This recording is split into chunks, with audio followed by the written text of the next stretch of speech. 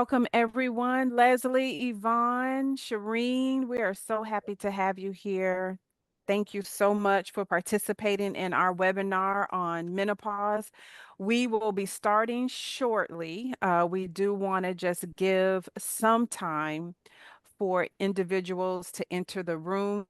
We had quite a few individuals, women and men, register for this webinar. So we do want to give everyone a chance because you know how the internet world is and this virtual world. Sometimes it want to work and sometimes it doesn't. So in the meantime, while we are waiting, I am going to just ask some questions that you can just put the answer into the chat because we do, as speakers, we want to know who is in the room. So if you are a business owner, we want to know if you're an employee, if you're a manager or in leadership. If you could just put that in the chat, we would just love to know who is here. I know there is a mix.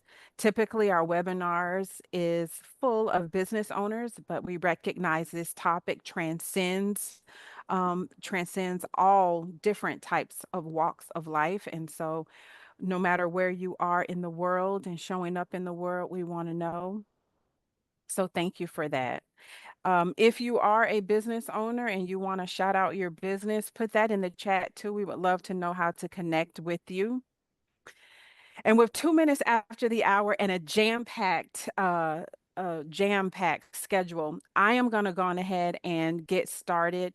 We are going to be recording, so hopefully you don't have a problem with that. We would love to see your smiling faces, but we do understand that if we are recording, some of you may choose not to be on, be facing the cameras right now. So as far as housekeeping, let me just say, if you could please mute your lines just so that we can protect the integrity of the call.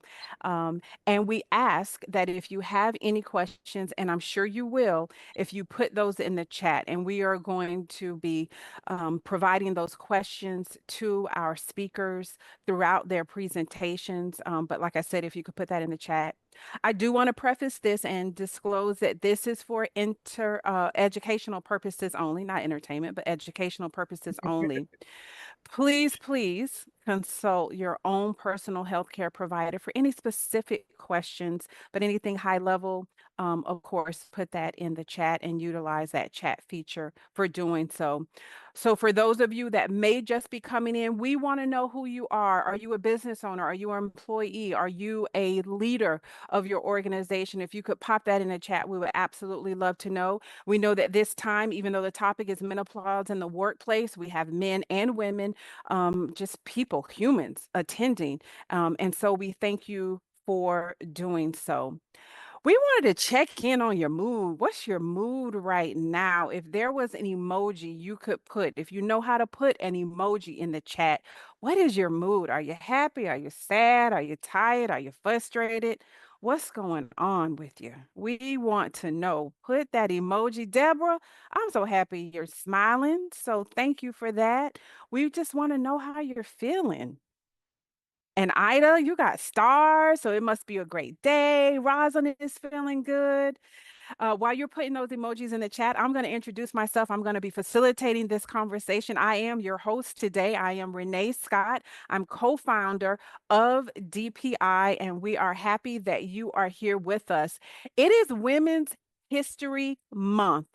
And so I wanted to share just a little bit because part reason why Rosalind and I decided that we wanted to have this conversation in March is because it's Women's History Month. So this started as just a week in 1978 in California. It was just 1 week.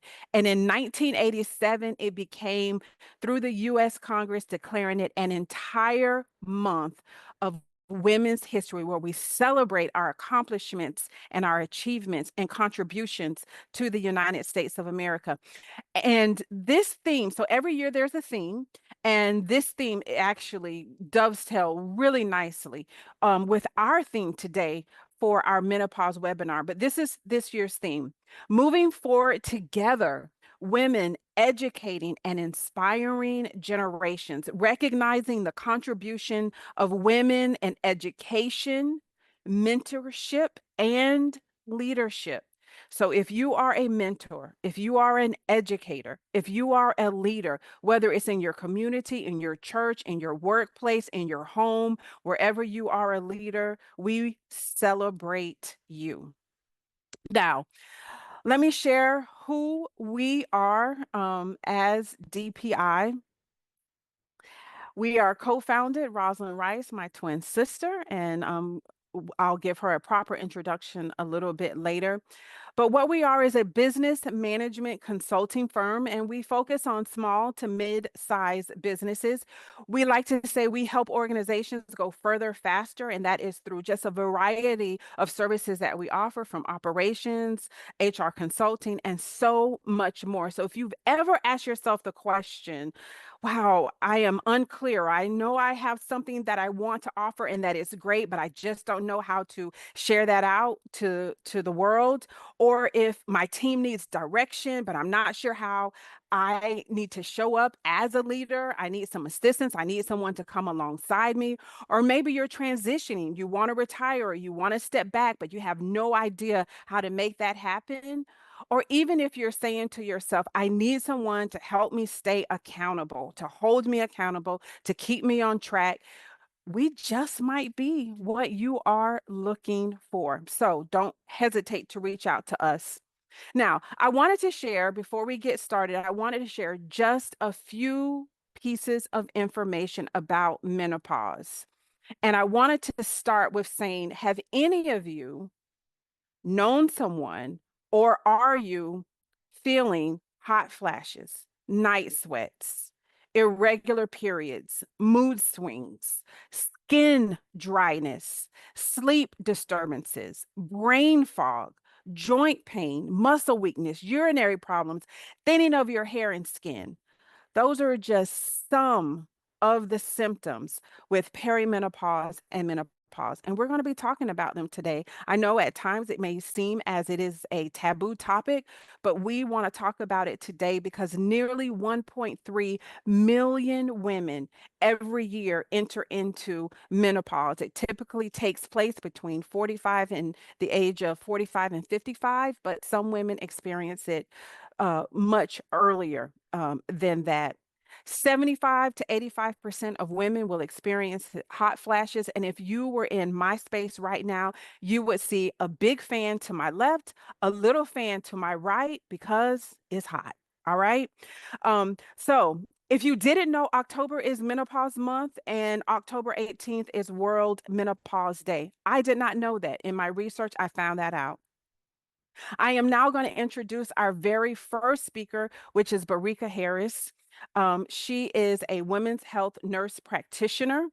She has 17 years of experience caring for women across the lifespan. She earned her first bachelor's degree, and I do say first, in health education from the University of Florida. So go Gators.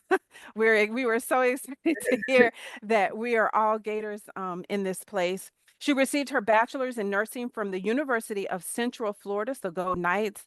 Barika began her career as a labor and delivery nurse at Orlando Health Winnie Palmer Hospital for Women and Babies in the Orlando area. And so while working on high risk and high acuity, she graduated with honors, I might say, from the University of Cincinnati with her master's in nursing, specializing in women's health. She did that in 2012. And since then, she has worked as a nurse practitioner in private practice at Women's Care Florida, OBGYN specialist. Beyond her clinical responsibilities, just to know a little bit personal about Barika, she actively engages in her community with programs that educate and bring awareness to women's health. She is a member of the Orange County Alumni Chapter of Delta Sigma Theta sorority. Actually, our mom, another, is also a lifetime member of that chapter. So that's so great to hear. She loves traveling around the world and having new experiences with her husband, Darnell. So while Rosalind pulls that up, Barika, we are so excited to have you. And if there's anything I forgot to say about you, feel free to take that time now to say it. No, thank you so much for today. and Rosalind will be When pulling you up hear your yourself, slides. like, someone talk about you, you be like, "Oh, okay, I get that." But I am so excited to be here. Thank you so much, Rosalind and Renee, for asking me to be a part of this conversation today. I'm just excited, and I see so many people, familiar people on the call. Shout out to some of my colleagues from Winnie Palmer. Thank you so much, Millie and Anna. I love you guys. Thank you for joining us. But I want to get right into the information. I want to cover as much as I can in this time span. Um, and I hope the information that I provide helps you if you are going through symptoms, that you helps you navigate this journey, and also maybe help someone that you may know, a friend, a colleague, a partner, and help them understand what they may be going through. So right into the information. So if we do have any questions, we can kind of touch upon those towards the end. But objectives here in my conversation, I just want to briefly describe the physiological changes that lead to menopause. I'm a strong believer, if you know the what, then we can explain the why. Why am I experiencing this? And then also describe the role of estrogen and how it correlates to menopause. So if we know what estrogen does in our bodies, then we know, and it explains the symptoms that we may be going through. Um, Discuss symptoms that impact women in the work, specifically in the workplace. And we're going to talk about go over a review and treatment options and management options, and also provide you with a resource that you can use if you don't have an established OBGYN or provider, then just a resource that you could use to research someone locally in your area. Next slide. So, right into it. What is menopause? If we don't know, I think we've kind of coined this term, growing up, I can remember my aunts and, grandmothers saying, I'm going through menopause, and we've used it as this overarching word, but it's actually one day. Menopause is that day that you go 12 consecutive months without a period. And that one day is deemed menopause. So everything that you experience prior to that is the perimenopausal phase. And then once you go that one day, that 12 months without that menstrual cycle, and then now you're deemed postmenopausal. So definitely in this time period, this is when the ovaries stop producing eggs, and then your estrogen and progesterone levels significantly decline. So this is the stages here, and we can walk through this together. So I like this diagram because it kind of shows multiple things. It shows what your estrogen levels are doing. It shows the different phases that we go through, what's happened to our menstrual periods. So you see in the first part of the diagram here, you see you're in the premenopause phase. So this is in your normal reproductive life. So that age where you're producing eggs, typically having normal menstrual cycles, your estrogen levels are in a normal range. So that's the premenopause phase. Then we hit this perimenopausal phase. So it varies for different women. Typically, research says it can average between ages 45 to 55. Um, but as I can experience in my own circle of friends, it can happen a little bit sooner, as early as 42, 43. You can start to have some symptoms kind of peak there. And as you can see in that middle part, in that perimenopausal phase, you can see what the estrogen levels are doing. They're kind of going up and down and up and down. It's not like a steady decline. So that's why sometimes when you ask to let me get my hormones checked, let me see what's going on. Um, Everything may come back normal. And that's because in that time period, that those hormone levels are kind of going up and down, and you may not get that direct answer that you're looking for just through drawing labs and drawing your hormone levels. And then we get to the menopause. So the average age for menopause is 51, but of course that can vary person to person.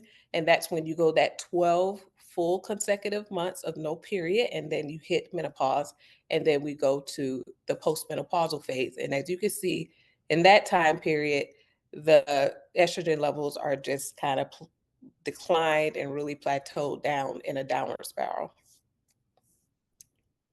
So let's get into these key functions of estrogen because this will help us explain exactly what is going on and what leads to the symptoms that we have. So, first, you have estrogen role in the first developmental and reproductive phase of our life. So during that time, it's vital in the development of our secondary sex characteristics. So that's when your breasts develop, your hips widen, and then it plays a role in our menstrual cycle. It also helps to build up our uterine lining in preparation for pregnancy. So that's in the first kind of developmental age of our lives, and then also in targeting our reproductive health as well. But in more specific terms, as it relates to our menopausal symptoms, estrogen impacts our bone health. So that's why we talk about women that are in the postmenopausal phase and how bone health is so important and how they could have a higher risk of osteoporosis. You should start getting your bone density scans and different things like that. We're going to get more into like things to increase our bone health, but definitely estrogen helps to maintain bone density by reducing the breakdown or the resorption of our um, bone density. And so that's why it's so pivotal in that capacity. And then also our cardiovascular health. So it has positive effects on the blood vessels, keeping it more elastic. So that's why it contributes to that. Then we talk about skin and hair. Estrogen helps us to maintain elasticity and hydration, the smoothness, and in our skin. So that's why we see the thinning of the hair in this time period. The skin becomes more lax because of the decline in the estrogen levels in our body. Then we're talking about mood regulation as well. So estrogen plays a role in uh, influencing the neurotransmitters in our brain. So those serotonin levels and those dopamine levels are affected. So as your estrogen levels decline, that's why we see those mood changes because it's affecting that area. And then also, so when we talk about those two things, serotonin and dopamine. So serotonin is like our feel good neurotransmitter. So in that capacity, and sorry, I'm just looking over here at my notes here because I want to get so serotonin is our feel good neurotransmitter. So it helps stabilizes our mood and help promote us to feeling those happy feelings and feeling well being. Serotonin also contributes to our sleep cycle and our sleep regulation. So it helps us with the production of a melatonin.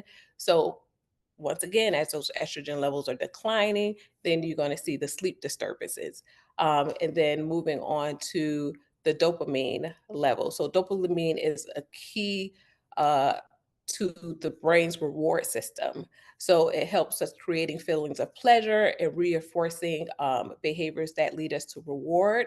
So you get that motivation from dopamine. You get that feeling of accomplishment and attention to learning and decision making. So that's why, as our estrogen levels decline, we get that lack of energy and concentration and different things like that. So it, estrogen is a powerhouse for us as women. So that's why as these levels decline, we start to experience all these different symptoms.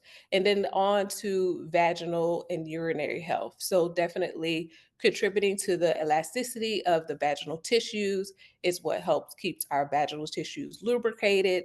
So that's why women in the menopausal phase start to develop, vaginal dryness, sexual dysfunction because of painful intercourse and different things like that. So, estrogen has so many different functions. And now we can see, as we talk about the symptoms, why we start to develop all of these different things. So, how it affects the body. So, here we go with the brain fog. We're talking about those serotonin and dopamine levels are being influenced by estrogen. So as it goes down, we start to experience those symptoms, the depression and anxiety, the dry eyes, the sexual dysfunction, the weight gain. So serotonin levels definitely contribute to our um, appetite and control and our gut motility. So that's why sometimes in the menopausal phase, you start to get that bloatness and that weight gain, specifically in the abdominal area. You're wondering why I can't lose. I'm working out 5 days a week. What's going on? I'm eating healthy, but I'm still gaining weight, specifically in the abdominal area. And all of this is contributing to that decline in the estrogen levels. So we'll highlight one of the most common symptoms in menopause, and that is the vasomotor symptoms, commonly termed hot flashes. So as you can see, 80% of women develop hot flashes in this period, but only 20 to 30% of women actually seek care for their symptoms. I don't know if you guys have seen the video that was circulating online. It was a Black woman. She had a bald haircut. She was at a game, and Davida is shaking her eyes at her head. She was like at a football game, like a high school game, and she was outside.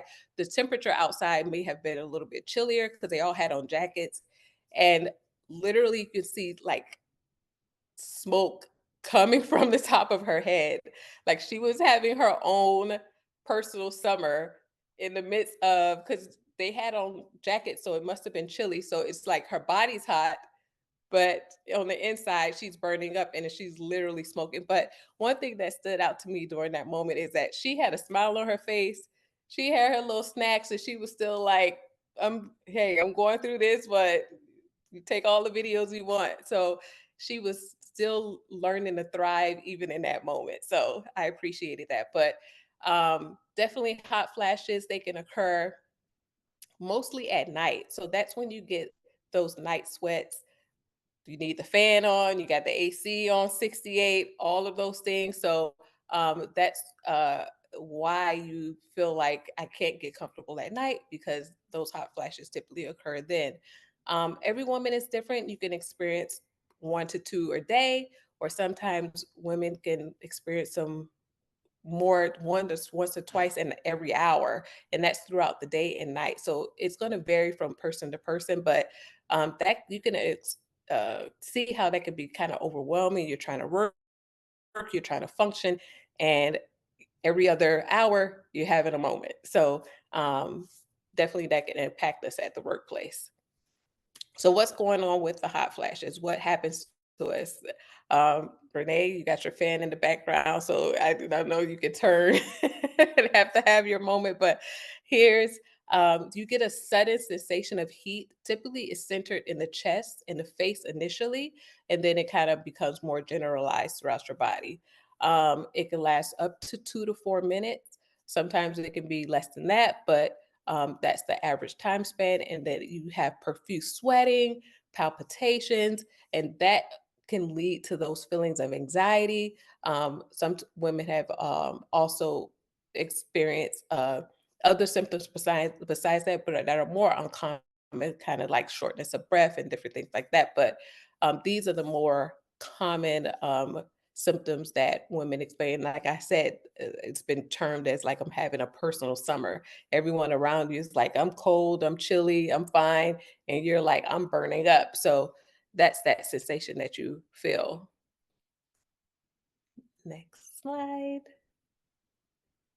So, menopause in the workplace specifically, what are the symptoms that impact us at work? So, new onset depression and anxiety. So, depression, you're 2.5 times more likely to experience depression in the menopausal phase compared to the premenopausal phase. You get the sleep disturbances.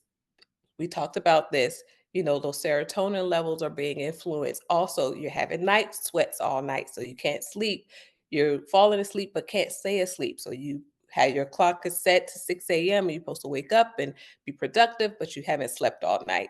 Then you get the forgetfulness and the brain fog. back to those neurotransmitters in our brain that are being influenced because of the lack of estrogen, the lack of energy, the mood changes, the low concentration. So all of these things can impact us in the workplace.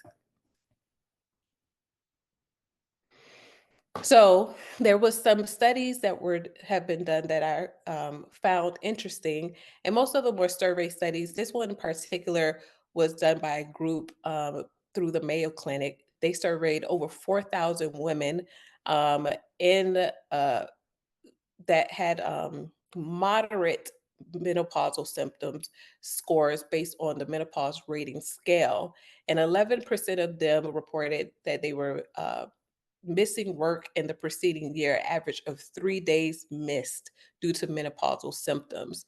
So, of course, that's going to lead to reduced productivity during because of these symptoms, absenteeism, and then challenges with communication and collaboration. You're supposed to be there as a leader. You're supposed to be there as the person that's leading and guiding. Maybe you're supposed to be leading a meeting, and you're sleep deprived and you're tired and exhausted, or just feelings of depression and anxiety that are new onset for you. So all of these things can impact you. This is another study done by a group called Fourth Life. They did a group, this is a study based out of the UK, but they surveyed women all only over the age of 45. But this is what they had to, that they shared that they experienced. So as you can see, 73% of women said they experienced hot flashes at work. That is a large number.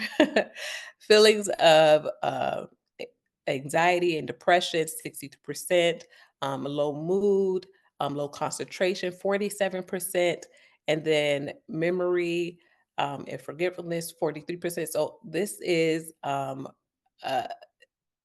very high numbers for the amount of women and what they experience on a day to day in the workplace. So I found this study interesting as well. So symptom management. So like I said, like this is something that I feel like definitely you have to sit down with your um, healthcare provider and you guys devise a plan based on your risk benefit analysis and coming up with the best plan for you. But we're going to go overview of all of the different options here. So you definitely, number one, you have hormone therapy. We know that you have a decline in estrogen.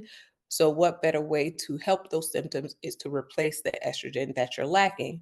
So you have estrogen therapy that's effective for hot flashes, night sweats. There are different modalities and routes of delivery you can do, from creams to transdermal treatment, pills, patches. There's lots of different options out there for you. Um, Estrogen therapy is only estrogen only therapy. I would say it's only beneficial for women that do not have a uterus. If you do have a uterus still intact and you haven't had a hysterectomy, you would want to do combination therapy, which includes estrogen combined with progesterone. So that's to prevent the estrogen from building up and cause a buildup in the endometrial lining, which can lead to endometrial cancer. So you want to reduce your risk there. So definitely when you're talking to your provider, that's one of the things that's going to be addressed. And then of course you have vaginal estrogens that will target directly to any vaginal dryness, discomfort during intercourse. So you have that modality. Then transitioning on to non-hormonal medications, you have the serotonin, selective serotonin reuptake inhibitors. These are the antidepressant, but they have secondary benefits if you use a different dosage, that they have benefits and it may helping to manage hot flashes and mood swings.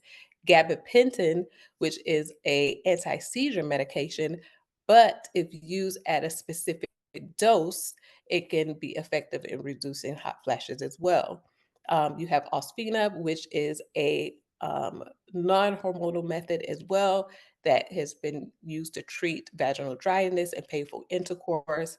And this is a new medication that was fezolinetant,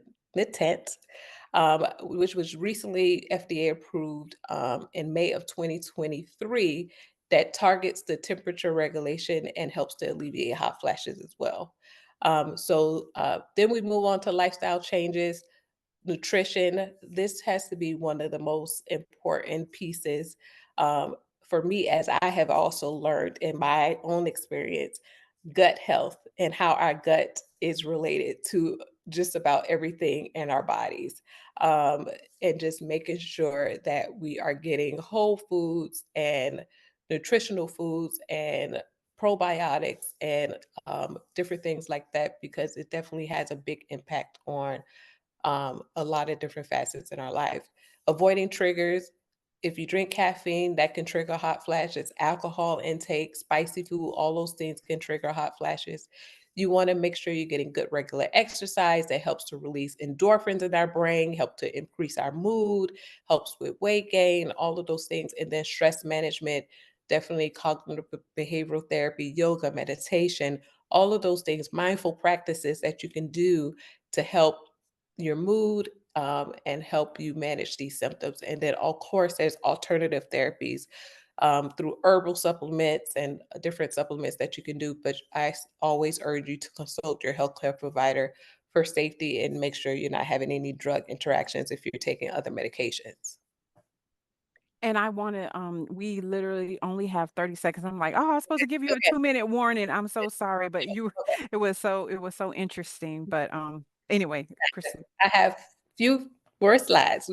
30 seconds. So this is a quick slide about what the SSRIs that I talked about and how they can help with the hot flash. The one that's highlighted there is Brisdale. That's the only one that has been FDA approved for the treatment of hot flashes. But all of them, if given at certain doses, can definitely help. And you can see the scores there that were done in the study. And then approach to hormonal treatment, like I said, this is something that should be done, sat down with you and your healthcare provider to determine what's the best course of action for you. Definitely, you want to discuss your severity of your symptoms, the length of time for menopause. Do you have any personal family history of any estrogen dependent cancers? Any personal family history of any cardiovascular disease, stroke, any thromboembolic disease, and do you have your uterus? So, like I said, that's going to guide us if you need any progesterone in addition to your hormonal treatment. And then before I talk about this slide, also just making sure if you're deciding on hormonal treatment, I know it's been kind of like a taboo topic and a lot of people are straying away from it. I'm not, there was a study that came out by the World Health Initiative back in 2002. And it basically they did a study mainly on postmenopausal women and the effects that it would have on hormonal therapy effects on those women, cardiovascular effects, effects of breast cancer, and different things like that.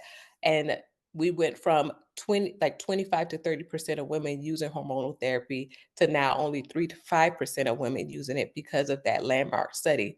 But over time, more subsequent studies have been done, more analysis has been done, more information has come out that led us to understand that um, you definitely need a more centered approach with your healthcare provider. That study did not include women that were younger than 60. It did include a lot of other factors. So definitely just make sure you're sitting down with your healthcare provider and coming up with your own what would be more risk or beneficial for you. So just two resources here. This is a specific resource that I found through the Menopause Society, and it's definitely a great resource for healthcare providers to find out information. They also have a certification as a menopause practitioner that healthcare providers can do, but they also have a area where you, as a patient, can find a menopause practitioner in your area. So you put in your zip code, and then it gives you a list of providers, and then they will have this little stamp here on the right side if they have taken this menopause certification credentialing. In addition to, and it lasts for up to 3 years. They have to maintain it. They have to take courses and classes. So if you want somebody specific that has had this training, then I found this to be a good resource to find a provider.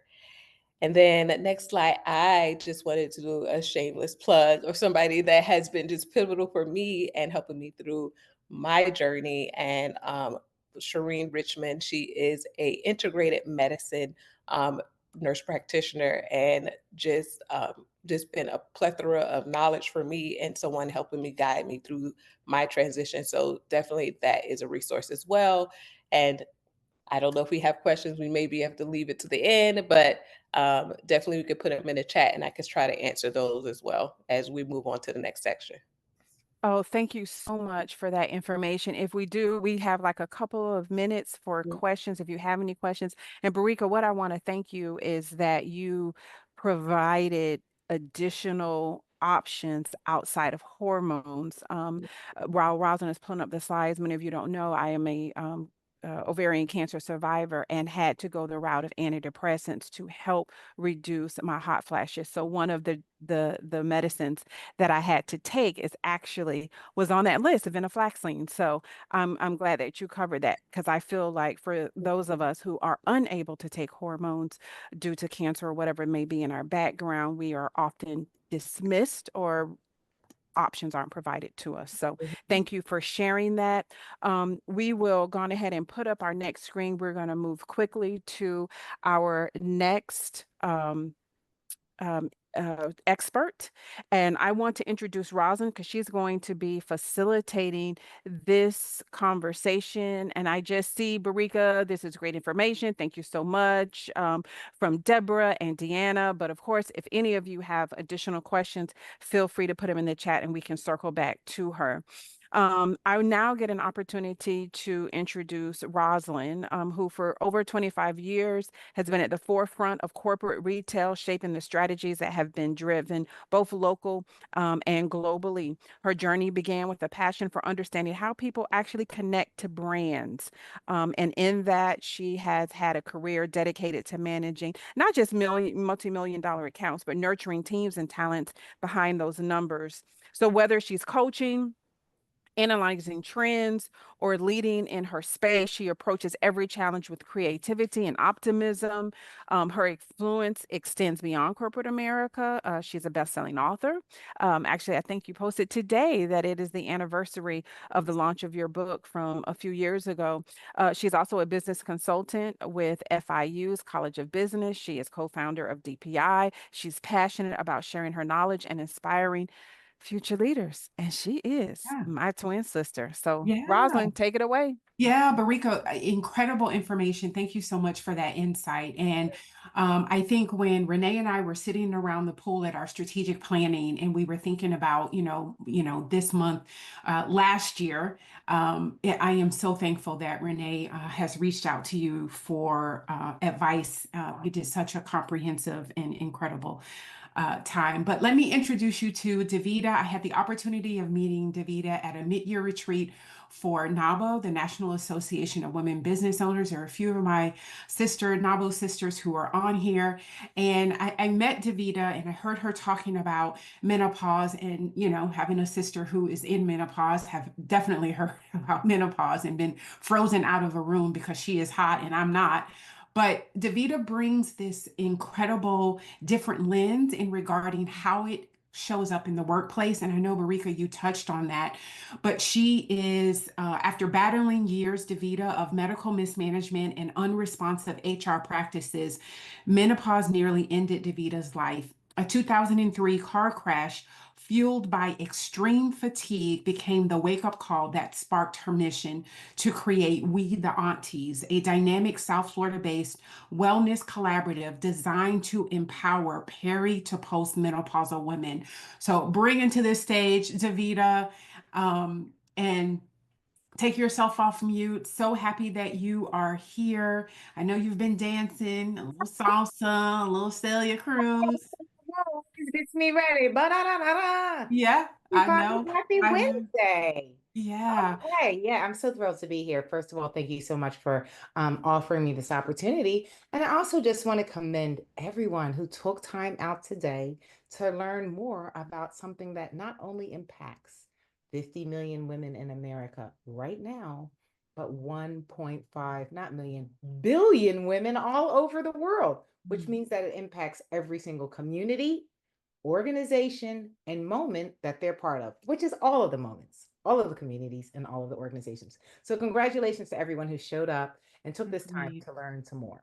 Yeah. So when we think about, thank you for that, Davida. When we think about menopause and workplaces, specifically workplaces, we know kind of the symptoms and the impacts of it. I want you to say, when you are creating a culture, how are companies able to be honest and open and not treat something that is a natural rite of passage for women as taboo? Okay, that's a great question. Well, one of the ways that we can really look at organizations, communities, or companies approaching a topic like this is to make sure that they integrate it into everyday communications. Mm, Listen, if the majority of the leadership at this point can be comprised of upwards of 50 percentage, depending on the company, of women who could be experiencing this, it's important that normalizing the conversation around this is available. That can be done through integrating information about menopause wellness, menopause updates, and internal communications through ERGs and at events. The second thing that is really important to make sure that we start normalizing and opening opportunities for people to talk about menopause, if they choose to, is to have leadership discuss it, mm, right? Culture starts at the top, right? And it's supported by everyone else. So if we have the leaders bring forward opportunities to discuss this, it sets a tone. And that is the type of tone that therefore will allow someone else to talk with a supervisor, to talk with a manager, to know how to approach HR. Okay. ERG, just for those that don't know, employee resource groups, there's different employee resource groups that some organizations have. And I love the fact that you said, Davida, if you choose to, right? We know that everyone who is going through menopause might not want to disclose that and bring that to the workplace. So having that area of sensitivity. When you think about a woman who is navigating menopause, or let's say she's in that reproductive phase and she has like, very tough cramps and she is just not herself, not able to really be productive. How can that woman be empowered to ask their leadership about what it is that they need? And I really think about, if it is someone that say, hey, I need today off because I have cramps, and they're talking to, a male boss, or someone's like, you know what, I just didn't have a good night's rest, and they're talking to, a male colleague. How did they, kind of get that voice to be able to ask for what they need from leadership? That's a great question, Rosalind. How are they able to ask for what they need to perform well? Well, let's put it in terms of dollars and cents. Everyone understands that, right? So I'd like to say that you can frame it in, I'm able to bring my most productive self to this role when I am able to have support. Mm, Part of that support might look like flexible hours at this point, maybe remote availability on certain days, being able to have a shortened day, or perhaps go for a later start, right? And when you frame it as far as productivity and the ability to show up to do your best job, most managers lean into that because that impacts their bottom line. And with $1.8 billion per year lost in productivity, due to mismanagement of menopause symptoms, it would behoove a lot of companies to start paying attention to that a bit more. I love that. Thank you. I would say this next question is so personal for me because I really felt like this is why I wanted to bring you to the conversation. What are some misconceptions about menopause that employers, co-workers, a lot of us are business owners that we should be aware of? Maybe it's not our own employees, it could be somebody that we're doing business with. Many times we will think, oh, that person's just disengaged. Like we're not even kind of diving a little bit deeper to say, hey, this is not a performance issue.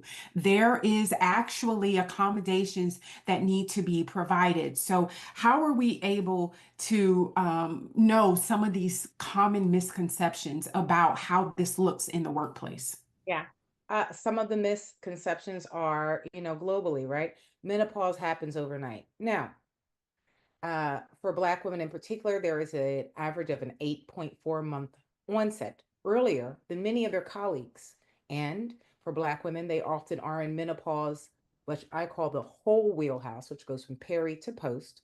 They're in that menopausal merry-go-round for upwards of a decade in many times, right? So that is a long time to be managing something. So if at some point in there you appear to be a bit disengaged, again, if we look at the fact that this does not happen overnight, this is something that happens over the course of upwards of a decade.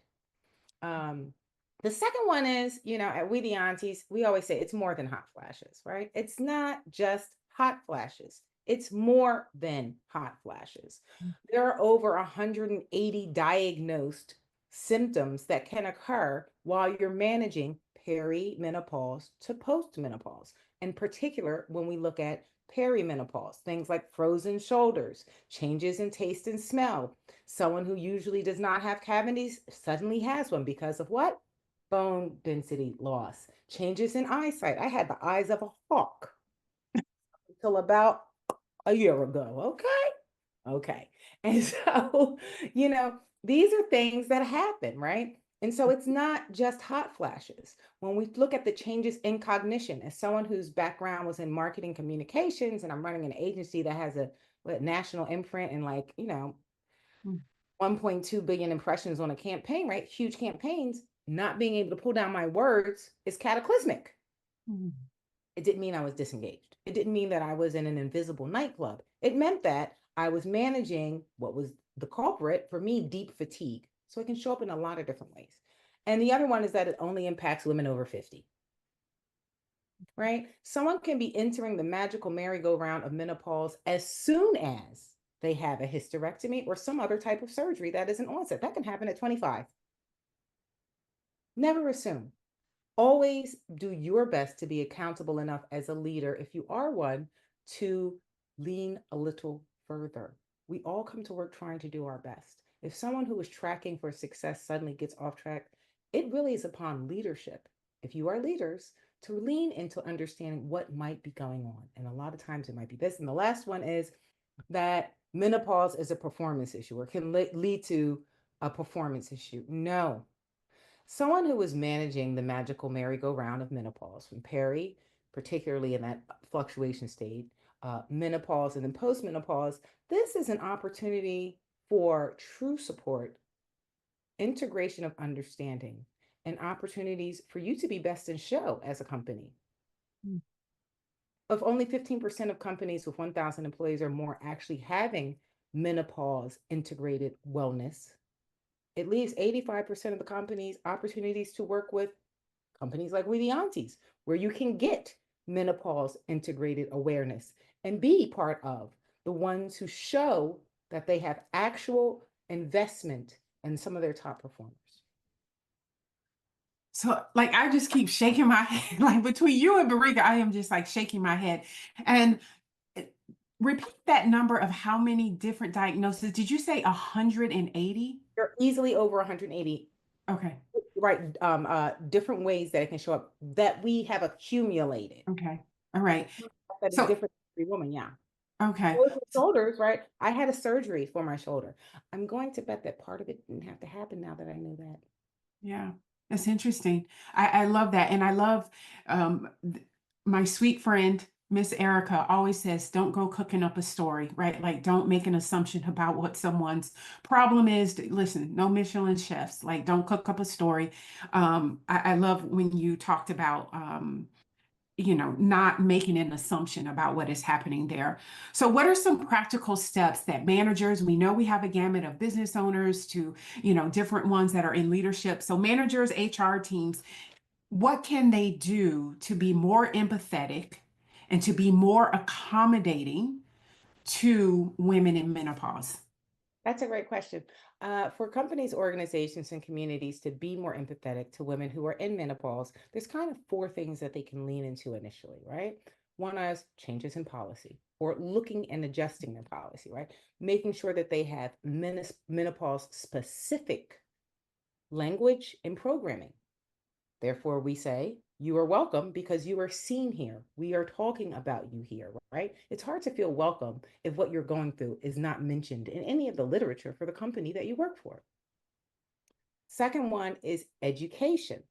So by having symposiums like this, webinars like this, you're showing that you are actually putting in the time and the resources so that you are able to have, again, some of the prime drivers of not only a company, but of the economy prosper. Education is important. The third one is the environment, right? Again, one of the things that you're able to do is look at how the environment serves those who may be impacted.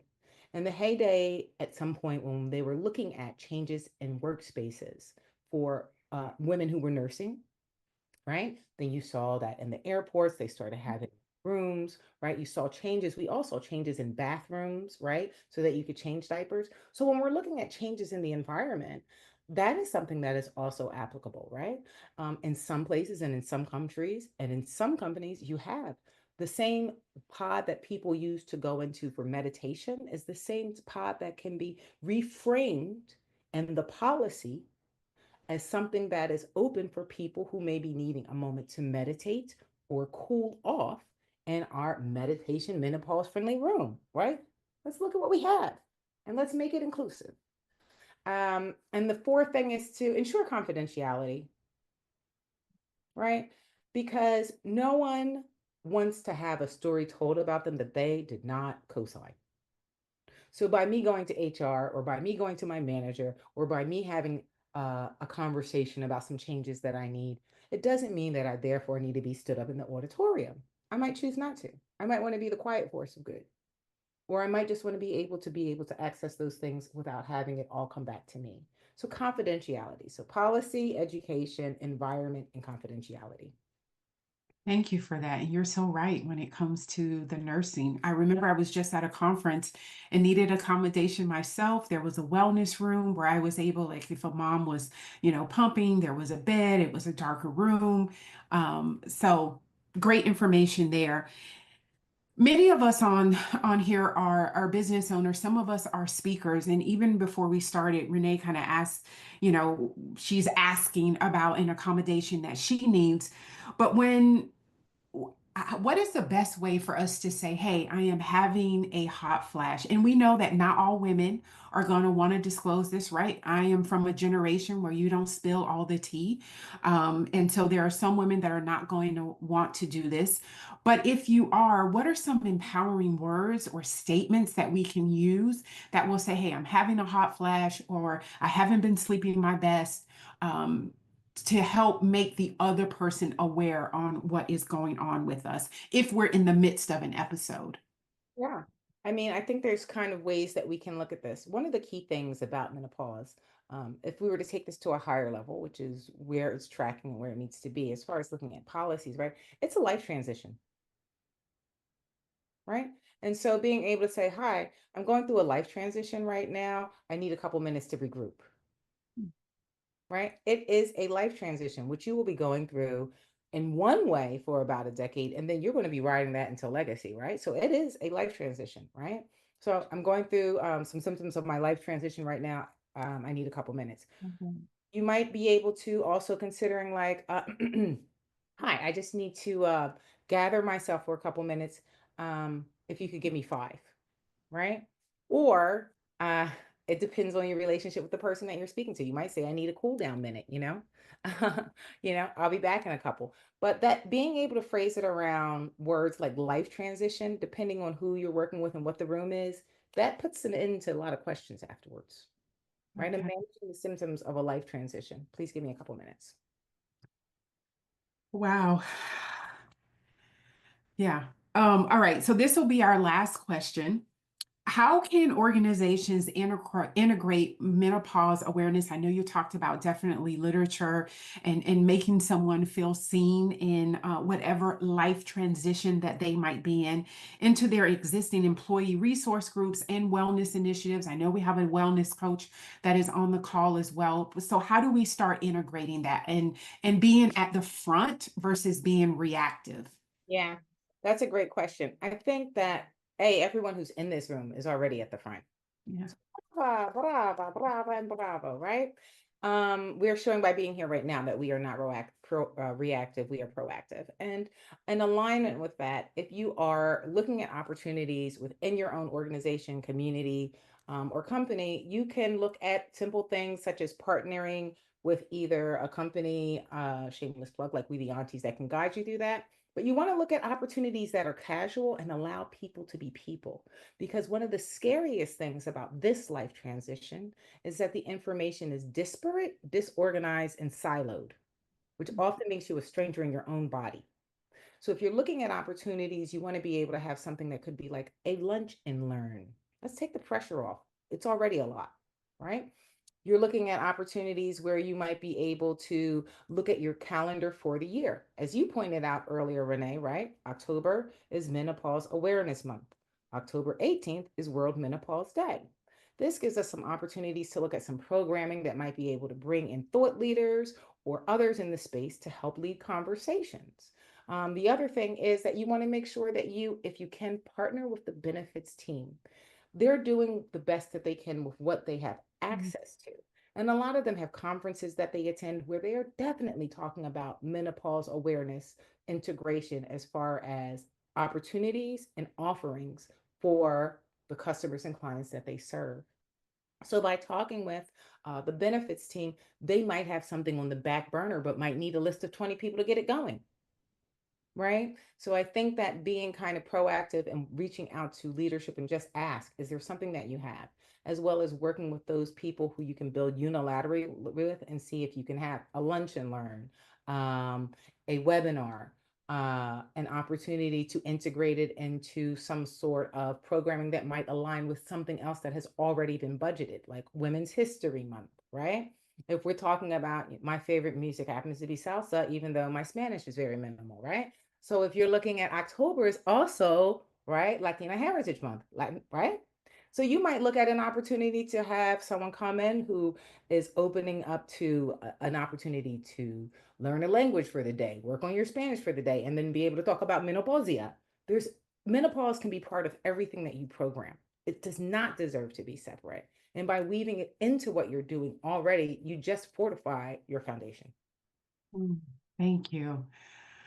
Thank you, Davida. That is fantastic. Renee, I will ask, are there any questions that are in I the don't see any questions in the chat at all. Just thank you for the great information. I do want to go back to the screen before we head out. We've only got a couple of minutes left where we put our YouTube channel. I'm actually posting in the chat. Go to our YouTube channel, hit subscribe. Episode is going to drop on YouTube. There was a lot of information shared, a lot that you may not have been able to digest in the first time that you see it. Maybe you want to call on Barika or Davida for your own needs, for your company, for yourself, or whatever the case may be, or the expert that Barika introduced us to. I think Shireen, Dr. Richmond, I believe was her name. So this will be made available. You'll also get a replay of this. We want to also make you aware of our next webinar that is taking place in April. Have you heard of AI? It's taken over the world, and we want to help you make it simple and tools that will save you time as business owners, as leaders, as employers, employees, whatever place that you're in. So be on the lookout for that April 30th at 12 p.m. And with that, and only a minute remaining, feel free to contact us if you have any additional information, if there's anything that you need, if you have some questions, if there's a topic you want us to bring experts in to talk about. We would love to hear from you. This is our information. All I'm seeing, Barika and Davida, is this is great information. Thank you so much. And so with that, we are going to say, have a wonderful, wonderful day. Thank you, everyone. It's been a real pleasure and I appreciate you all. Thank you, ladies. It was such great information. Thank you. Bye. everyone?